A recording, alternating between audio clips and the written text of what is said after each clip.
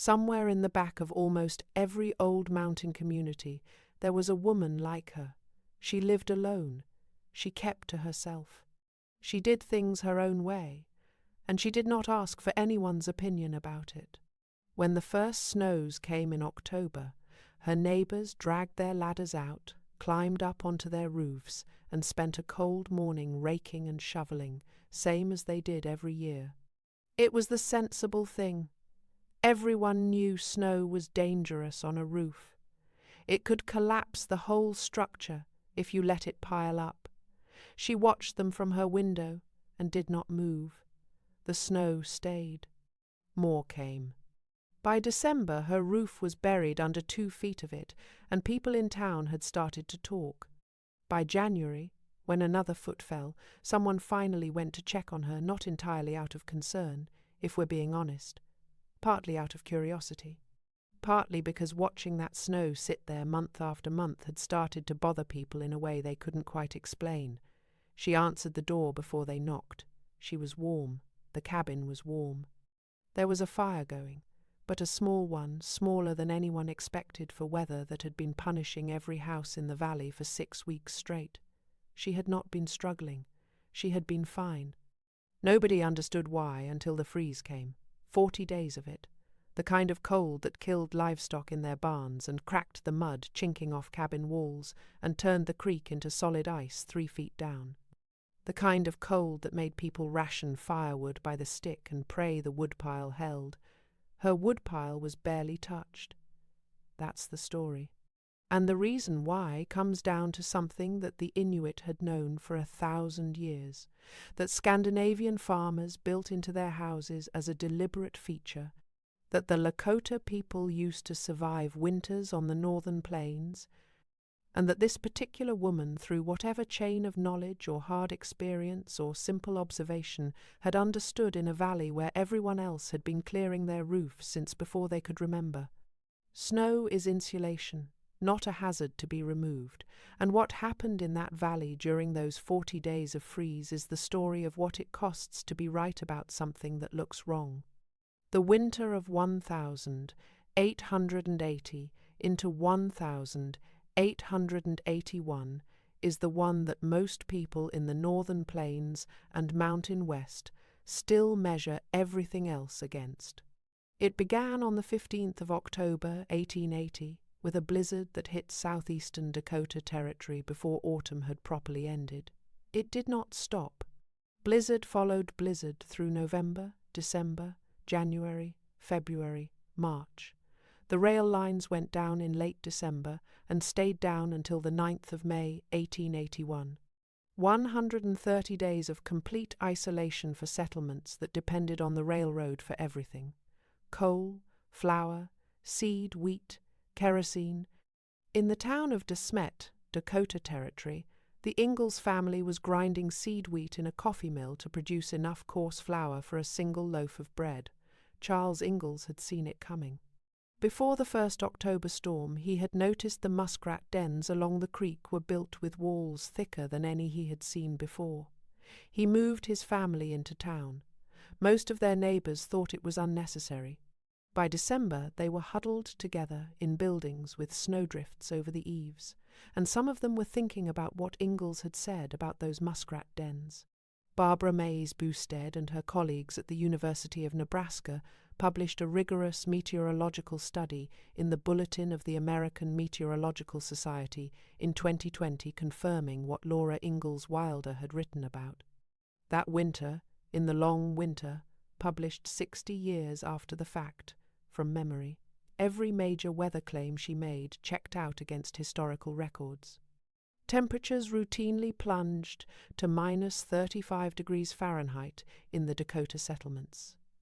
Monthly averages ran 5 to 10 degrees below normal from October straight through April. People died, but fewer than you might expect, largely because communities shared everything. Businessmen formed rationing committees.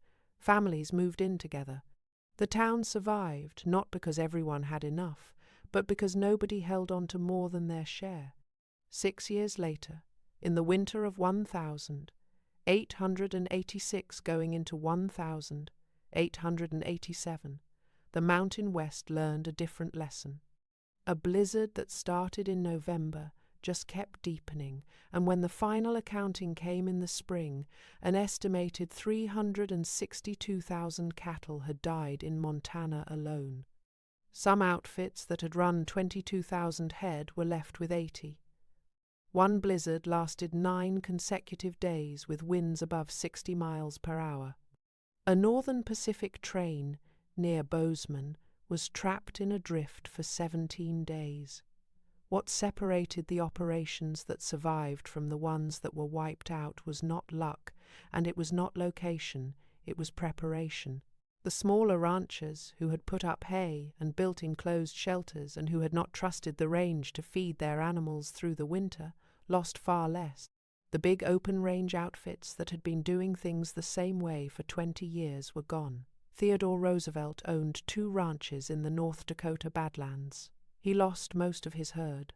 He wrote about finding cowboys' bodies and described what he saw as a perfect smash-up all through the cattle country. Charles M. Russell was a 2-year-old cowboy in Montana that winter. He painted what he saw, a single emaciated steer standing in deep snow, surrounded by wolves, waiting to fall. He called it waiting for a Chinook. He sent it as a postcard to his employer, who had asked how the herd was doing. The image is still reproduced today. After 1886, Montana settlers changed how they built. Double-wall construction with dead air pockets, heavier roofs designed for snow loads, wind-blocking vestibules, 2 winters' worth of fuel stored instead of 1. The men and women who stayed in those mountains after that winter understood something that the optimistic open-range era had refused to accept. Cold does not negotiate. Now here is the thing that almost nobody in any of those mountain settlements knew, that almost nobody in America knew, and that took until the late 20th century to be formally measured and published in peer-reviewed scientific literature. Fresh snow is one of the best natural insulators on Earth, not compressed snow, not ice, not the hard wind slab that forms after a storm.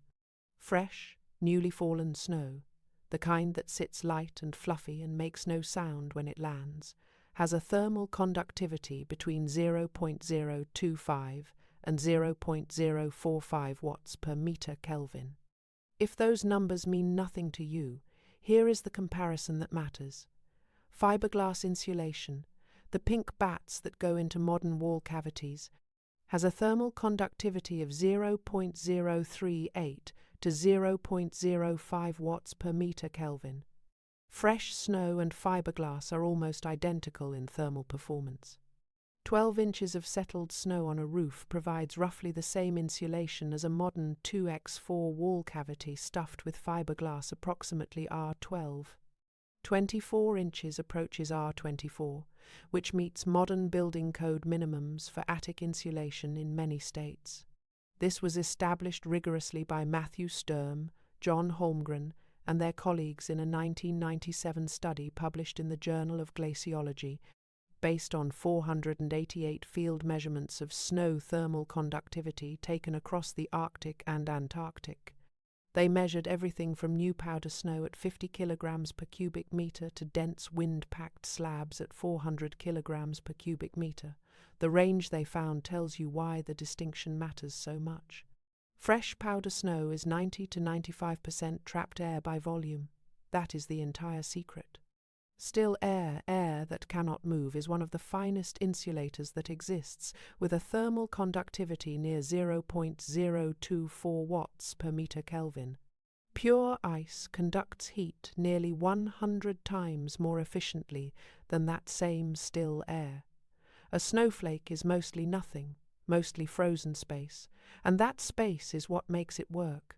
As snow compacts and settles, ice crystal contacts multiply, creating pathways for heat to flow. Pack the snow hard enough, and it starts behaving more like a conductor than an insulator. Leave it undisturbed, catch it fresh, and it performs like a material that an engineer would design on purpose. Nicolas Calon and colleagues at Météo France spent years using three-dimensional X-ray microtomography to scan the internal structure of 30 different snow samples, published in Geophysical Research Letters in 2011. They produced the definitive mathematical formula relating snow density to thermal conductivity. ThermTest Incorporated confirmed these values in field conditions in 2015, measuring undisturbed fresh snow at 0.045 watts per meter Kelvin and compacted snow at 0.432 watts per meter Kelvin, nearly a tenfold difference between the two states of the same material. A research team at Harbin Institute of Technology built a traditional igloo with technical assistance from Professor Antti Jussi Yliharju of the University of Lapland and measured everything inside and out in real conditions. Their study, published in Building and Environment in 2020, confirmed what Inuit people had understood for roughly 4,000 years.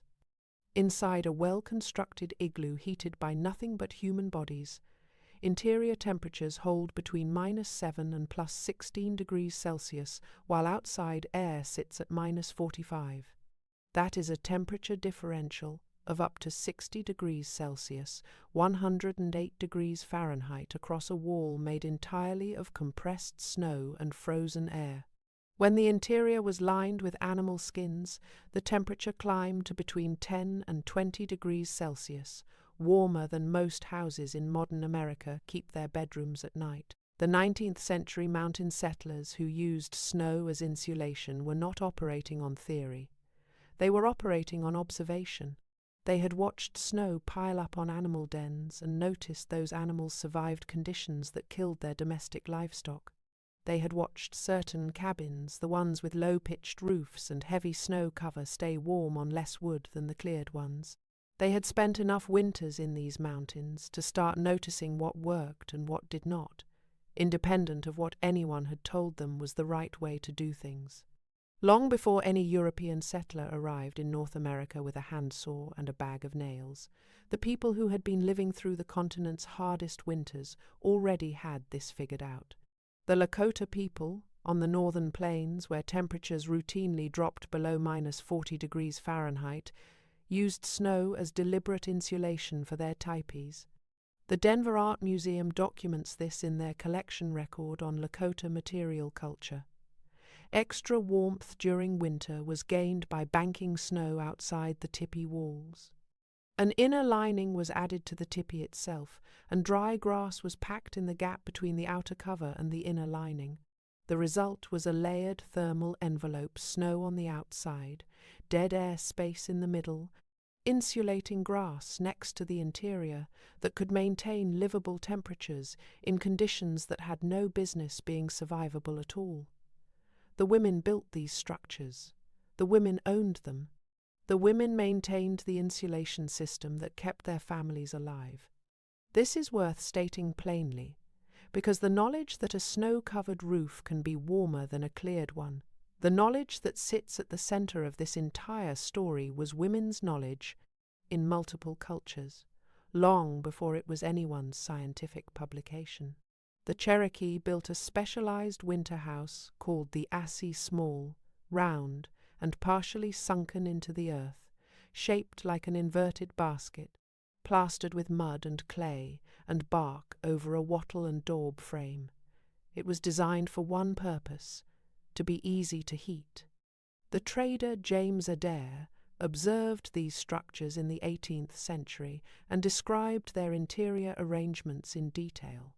The naturalist William Bartram, traveling through Cherokee country in the 1770s, documented the log and bark construction and the tight plastering that made the walls nearly airtight. These houses exploited the Earth's thermal mass.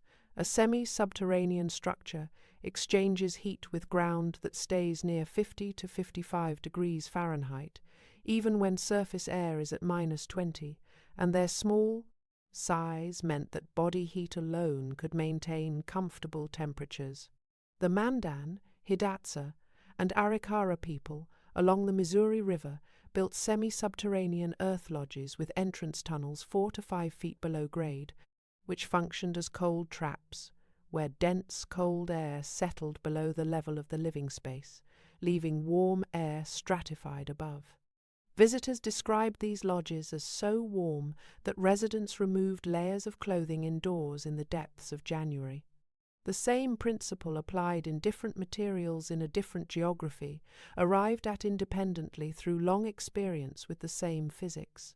The Inuit igloo entrance tunnel is 4 to 5 feet lower than the floor of the sleeping platform inside. Cold air is denser than warm air and sinks. The fire or lamp or body heat sits at the high end of the dome. Warm air stays in. Cold air cannot climb up into the living space. The snow wall acts as insulation, the interior geometry manages convection, and the whole system works because someone, centuries ago, spent enough winters paying attention to what worked and built those observations into an architecture. The Scandinavians came to North America already knowing most of this.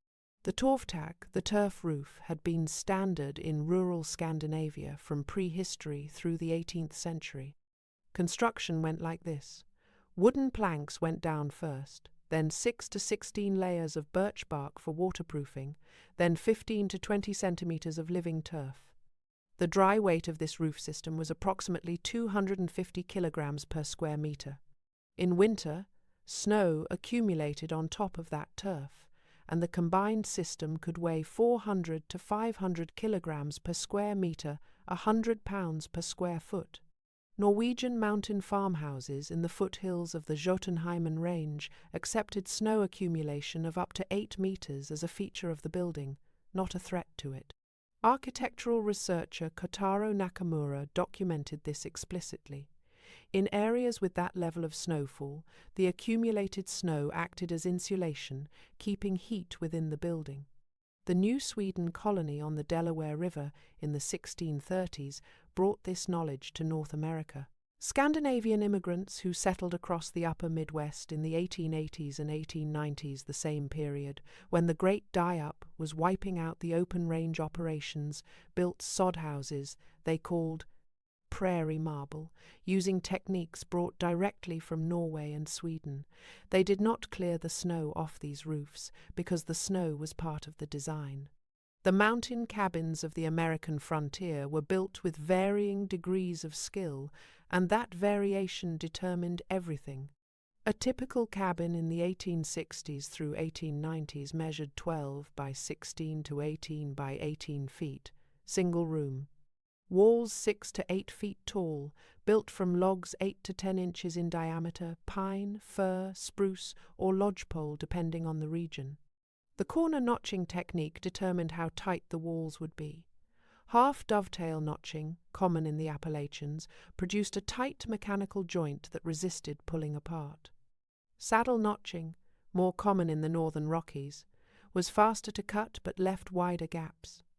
Chinking a mixture of mud, clay, moss, and animal hair filled the spaces between logs and was re-chinked every season or two as it cracked and fell. Roof construction split along two main approaches. The older purlin roof used horizontal logs notched into progressively shorter gable wall logs, creating a ridged surface that could carry substantial weight.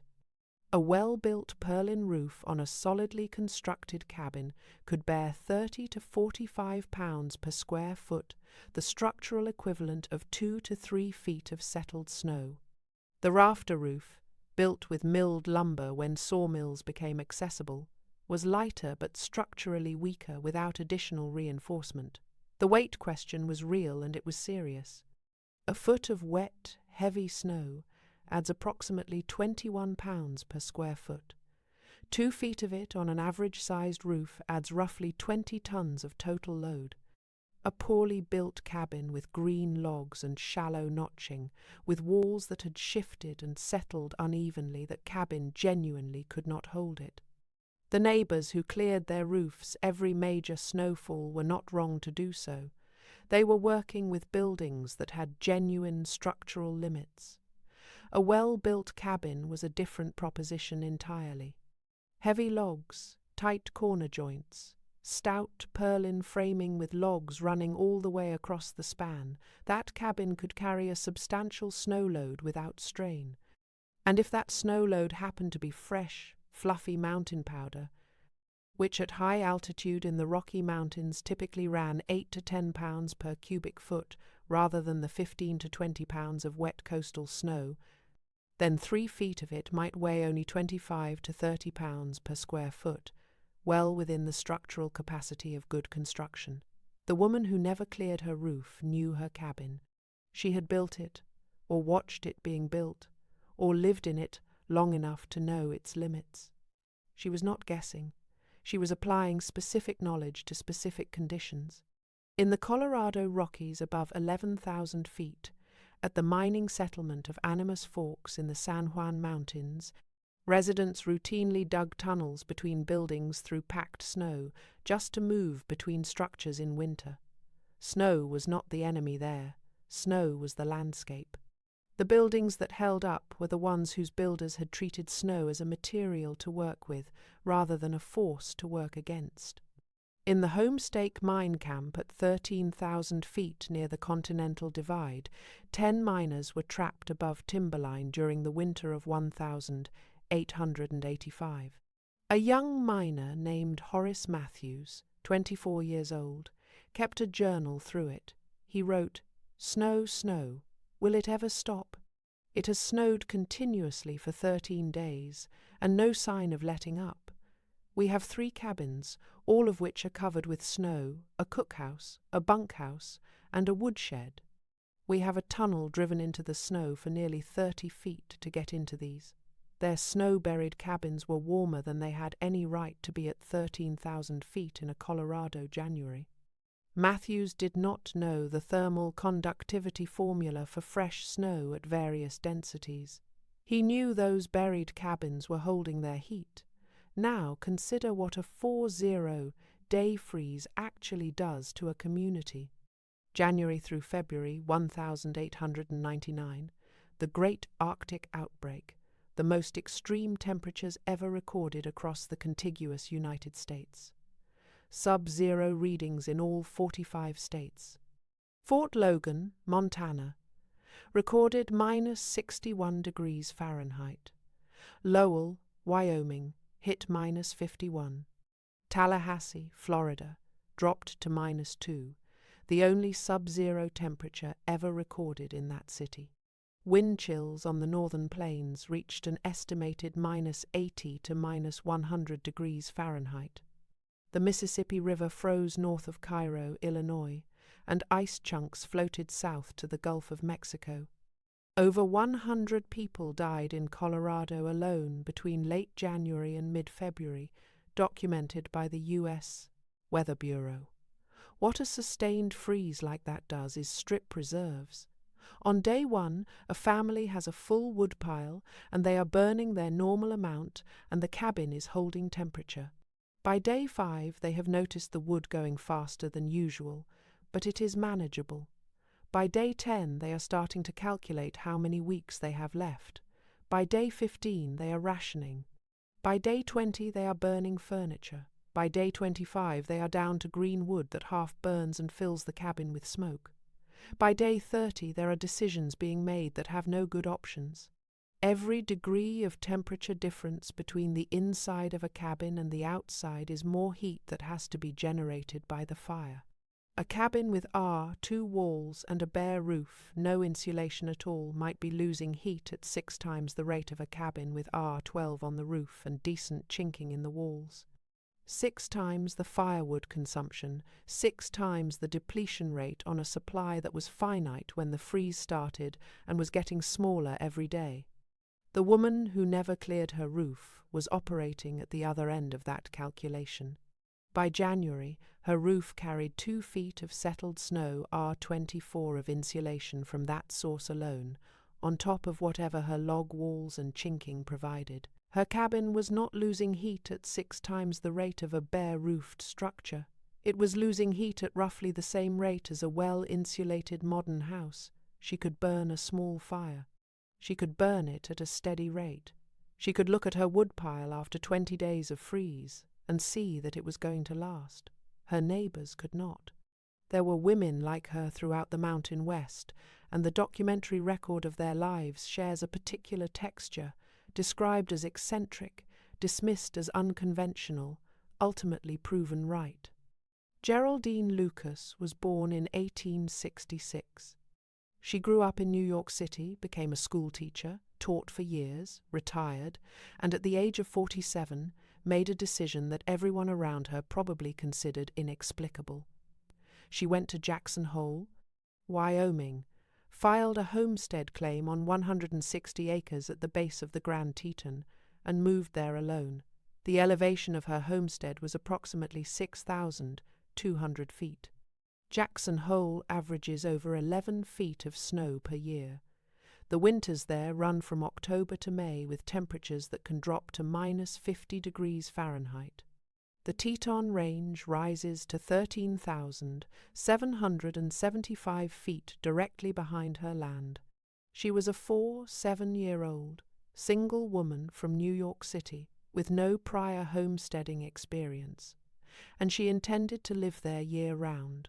Her neighbors found her blunt, opinionated, and perhaps unconventional. Those are the words that the historical record uses. The Jackson Hole Historical Society describes her neighbors as considering her eccentric. She kept a team of Alaskan Malamutes and a sled for winter travel when the roads were impassable, which they were for months at a time. She maintained her homestead through 25 full Wyoming winters.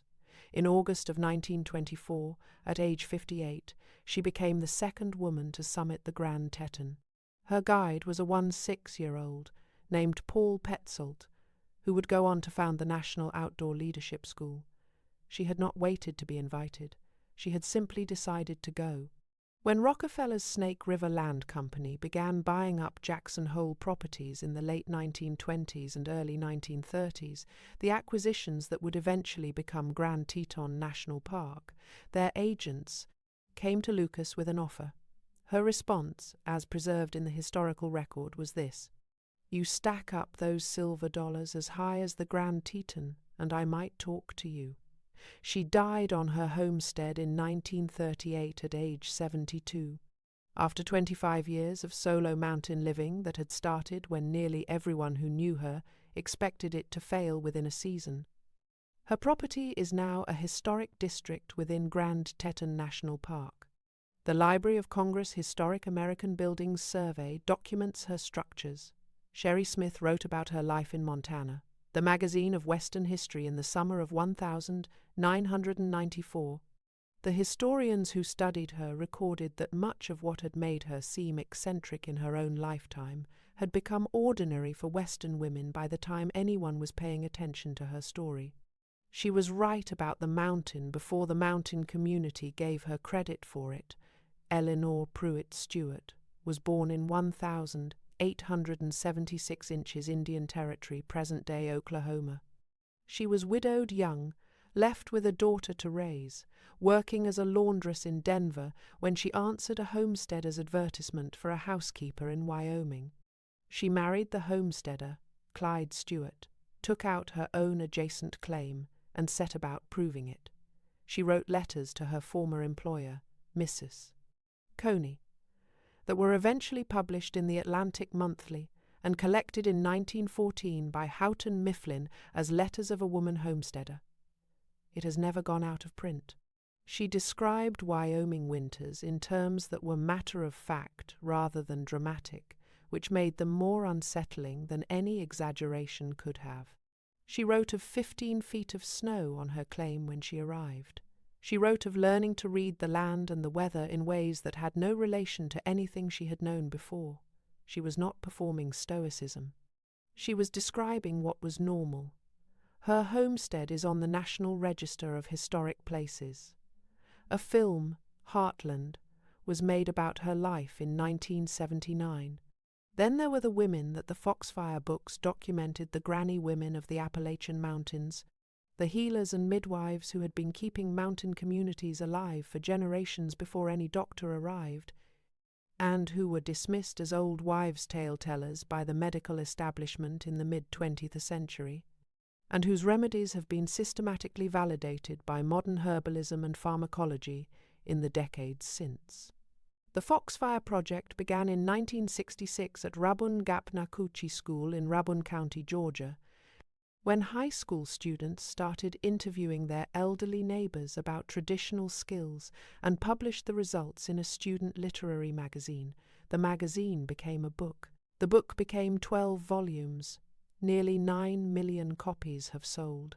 What the students found, because they had the sense to ask, was that elderly Appalachian women held detailed, practical, tested knowledge about building, food preservation, herbal medicine, weather prediction, and winter survival that the broader culture had decided was superstition or ignorance, and that turned out, on examination, to be nothing of the kind.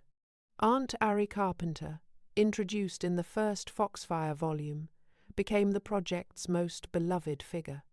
She described techniques and practices that her community had developed over generations that had no scientific explanation in terms available to her, but that worked reliably every winter. That is what empirical knowledge looks like before anyone writes a formula for it. The Smithsonian Center for Folklife and Cultural Heritage published an analysis in 2023 documenting how Appalachian granny women's plant remedies had been dismissed as superstition by mid-century medical professionals and were now, one by one, being validated by pharmaceutical research. The pattern repeats across every mountain community. The women who lived closest to the conditions understood the conditions best, were the last ones consulted, and were vindicated last. The reason the specific knowledge about roof snow took so long to be written down is that it did not need to be written down. It was transmitted through observation and practice among people who had no reason to publish papers. An Inuit child grew up watching their parents build igloos. They did not learn the thermal conductivity formula for compressed snow. They learned where to cut the blocks, what density to look for, how thick to make the walls, how to shape the entrance tunnel. They learned by doing it wrong first, and doing it better, and eventually doing it right. The formula describes what they built. The building preceded the formula by millennia. A Norwegian child grew up watching their parents maintain the torvtak, the turf roof. They learned to read snow accumulation not as a problem but as a seasonal feature. They learned which depths were beneficial and which were structurally concerning, not from engineering tables but from watching what happened to structures that were built well and structures that were not. A Lakota girl watched her mother and aunts bank snow around the tippy walls when the deep cold came. She learned that this work was how the family stayed warm. She learned it as a practical fact rather than a principle, and she carried it forward. The frontier settler who arrived in the Rocky Mountains without any of these traditions was working from scratch. Some of them learned fast, and some of them learned the way all mountain communities learn eventually, by losing a winter badly and surviving it changed. The ones who learned fastest were usually the ones who paid attention to the people who already knew. The Potawatomi people near what is now Fullersburg, Illinois, in the 1830s, taught neighboring settlers specific winter survival techniques. The historical record documents this mutual exchange. The French Jesuit missionaries who lived among Algonquin and Iroquois communities in the 17th and 18th centuries recorded detailed accounts of indigenous shelter and winter practices in their relations, published annually in France, available in archives today. Henry Rowe Schoolcraft, who served as Indian agent in the Great Lakes region from the 1820s onward and lived among northern tribes for 30 years, documented winter shelter and survival practices in publications that circulated among educated settlers. The knowledge was available. The question was who was paying attention to it and who had already decided they knew better. Now consider how heat actually leaves a building, because understanding this is what makes the woman's decision legible rather than eccentric. Heat moves in 3 ways. Conduction is direct contact, a warm surface pressed against a cold one, the heat bleeding from high to low through the material. Convection is the movement of warm air, which rises, reaches a cold surface, loses its heat there, and sinks as cooler air. Radiation is electromagnetic. Warm surfaces emit infrared radiation regardless of contact with any other material. A log cabin in the mountains loses heat through all three pathways simultaneously, but they are not equal. Infiltration, cold outside air entering through gaps in chinking, around window frames, under doors, through any crack in the envelope, accounts for a substantial fraction of total heat loss in a poorly sealed structure. The chinking in a frontier cabin was the critical variable. Every crack that opened as logs dried and shifted was a direct pathway for convective heat loss.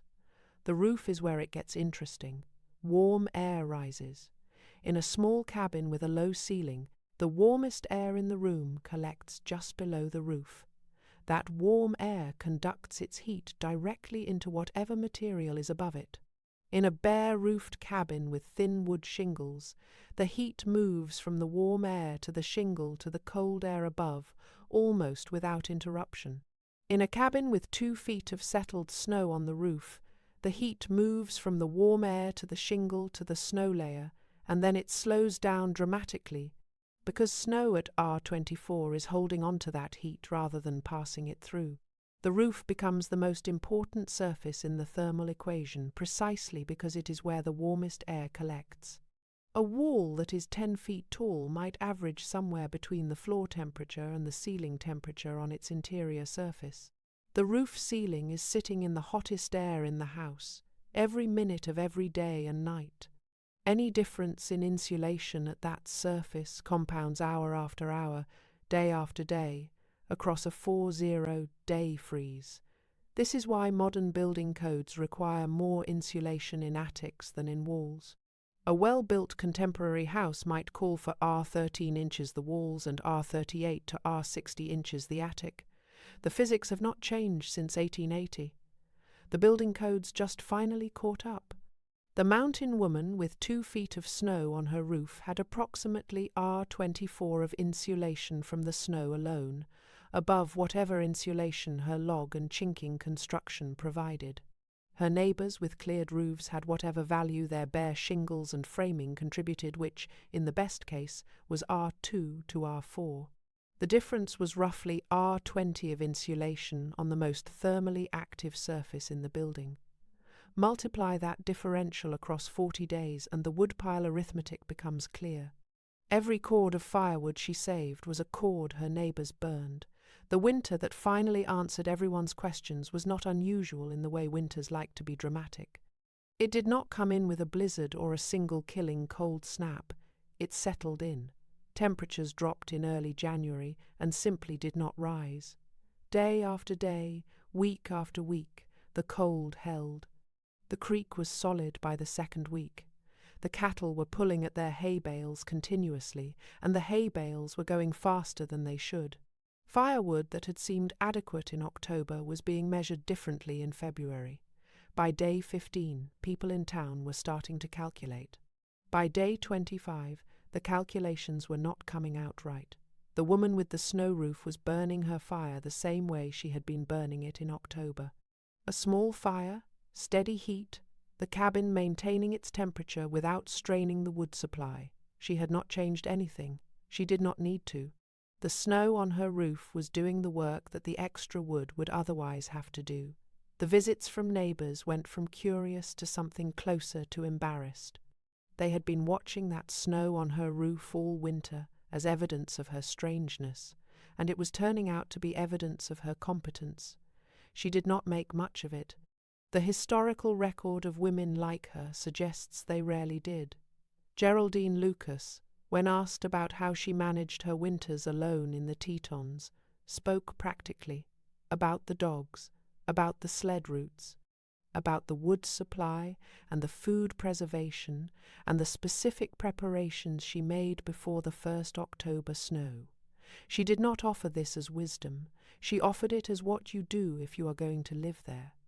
Eleanor Pruitt Stewart, writing to Mrs. Coney from her Wyoming homestead in 1909, described her preparations for winter in the same register: practical, specific, matter of fact. She was not demonstrating how capable she was. She was just telling her friend what the work looked like. The women who understood the mountain best tended to describe that understanding in the quietest language. It was not a philosophy. It was not a principle. It was a series of things you learned to do if you were going to be there when the freeze lifted.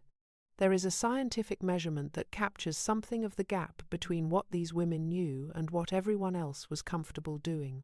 In a study published in Building and Environment in 2015, researchers at a Pennsylvania university examined heat flux through different roof assemblies under snow cover. When the roofs were bare, heat flux through different construction materials varied by 23%, a meaningful difference that reflected the different insulating properties of the materials used. When those same roofs were covered with snow, the difference between them dropped to 5%. Snow had overwhelmed the insulating differences between the roofs beneath it. It had become the dominant thermal factor. Whether you had good shingles or bad shingles, thick boards or thin boards, proper construction or improvised construction under 2 feet of snow, those differences almost disappeared. The snow was doing the insulating. What this means for a mountain cabin in 1882 or 1897 is that the woman who never cleared her roof was, in a sense, equalizing her position with cabins that had been built better than hers. If her construction was imperfect, and frontier construction always was, to some degree the snow was compensating for it.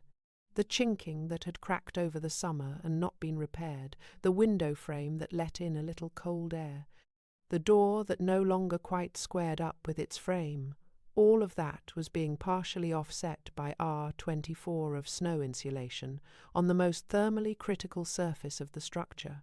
Her cleared roof neighbours were operating without that buffer. Every imperfection in their construction was exposed to the full temperature differential between inside and outside. Every crack bled heat directly into the -30-degree air. She had been preparing for this freeze all winter, and she had done it by doing nothing, by leaving the snow where it fell and letting it accumulate, and trusting that the cabin could carry it, which she knew it could, because she knew that cabin. The February 1899 outbreak lasted, in its most extreme phase, about 2 weeks in most locations, but the broader freeze that winter stretched from late January through mid-February, overlapping with weeks of cold that came before and after the main event. In many mountain communities, the stretch of unbroken sub-zero temperatures ran 40 days or longer. By the time it broke, the communities that had been underprepared knew it. You can read the aftermath in local newspaper accounts from those years, not in dramatic reports of mass casualties, but in quieter records of families who had burned through everything they had and spent the final weeks in conditions they would not describe in detail later: the cattle losses, the livestock that came out of the winter with the appearance of having barely survived, the accounts of neighbours helping neighbours through the end of a winter that nobody had planned for being so long. And then there were the households where it had just been a long winter, hard but manageable. The woodpile was lower than you would have liked, but it held. The animals came through. The family came through. The distance between those two outcomes was not always about wealth or size of operation or luck of location. Sometimes it was purely about knowledge about who had figured out something specific that the others had not. There is one more thread to follow before this story closes, and it runs from a 19th century mountain cabin all the way to modern building science without a single break. Every principle that made the snow roof work, the value of still air as insulation, the importance of covering the surface where warm air collects, the return from insulating what is already being insulated, is the same principle that drives every energy efficiency standard in modern construction. R values: thermal bridging, air sealing. The vocabulary has changed. The underlying physics has not. When the U.S. Department of Energy began requiring higher attic insulation values in the 1970s. During the energy crisis, they were acting on the same physics that the mountain woman had understood in practice a century earlier. When modern mountain architects, like the firm Hendrix Architecture, which designs in the Rocky Mountain West, write about snow retention systems and the thermal benefit of allowing snow to accumulate on properly designed roofs, they are describing, in professional language, what she had done by instinct or by knowledge. The Scandinavians built the principle into their roof design. The Inuit built it into their building material. The Lakota built it into their winter preparation practice. The frontier women who observed these traditions, or arrived independently at the same conclusions through hard experience, built it into their decisions about what to do when the snow fell and when not to do anything.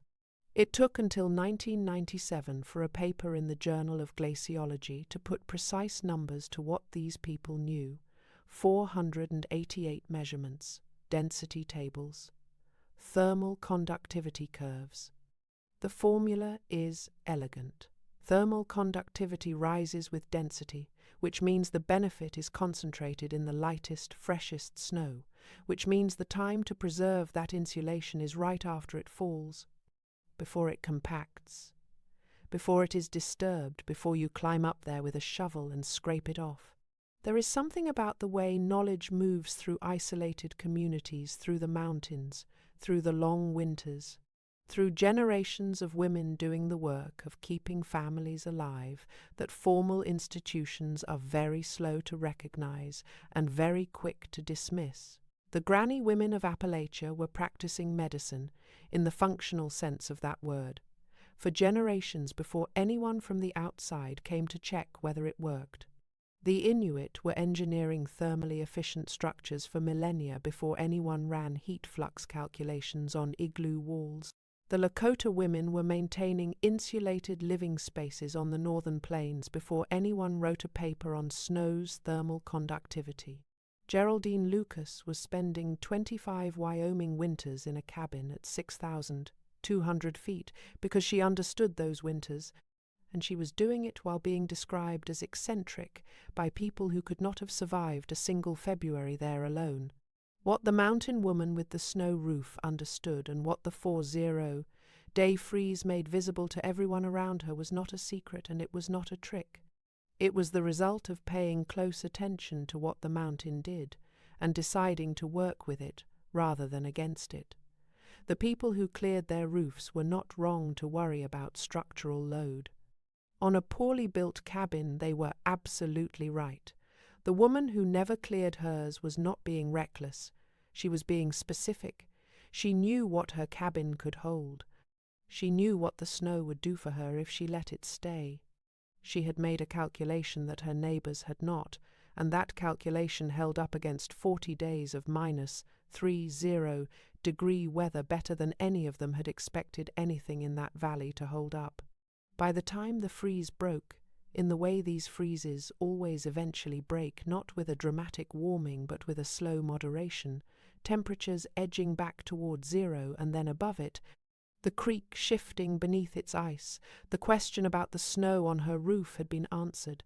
She had been right. She had always been right. The mountain had just been waiting for a winter long enough to prove it.